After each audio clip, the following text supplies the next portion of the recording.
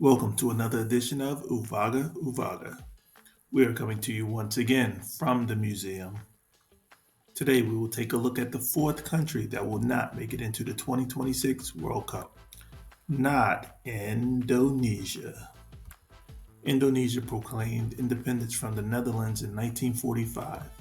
However, independence was not officially recognized by the Netherlands until 1949. Indonesia, or the Spice Islands, the land of cultural diversity and religious pluralism, has over 280 million people and is the 16th largest economy measured by nominal GDP. Indonesia is the world's largest archipelago country, extending 3,181 miles from east to west and 1,094 miles from north to south. Indonesia also has the distinction of being one of the few countries that straddles the equator. Indonesia and its former colonizer, the Netherlands, have national GDPs that are nearly identical.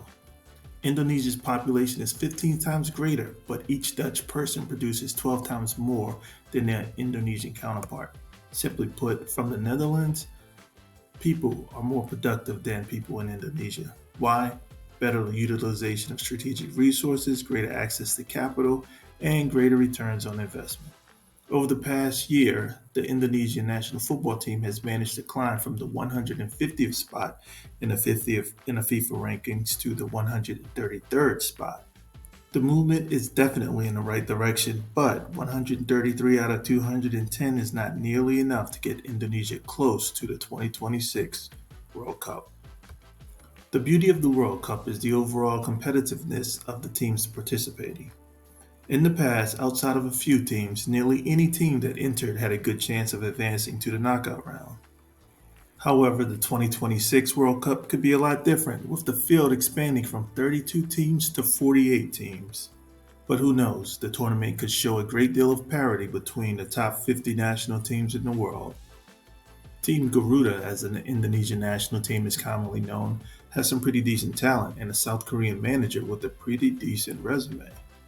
The manager, Shin Tae-yong, is also a pretty snazzy dancer. A recent win over the Philippines in June of 2024 was a big step in the right direction for Indonesia. However, a September 6, 2024 showdown with Saudi Arabia and a September 10, 2024 showdown with neighbor Australia will test their mettle. The Asian Football Confederation has 47 members, with Indonesia currently occupying the 23rd spot in the conference. They are sitting in the middle of the pack. It will take a miracle for Indonesia to catapult themselves into the top 10 of the AFC before the 2026 World Cup.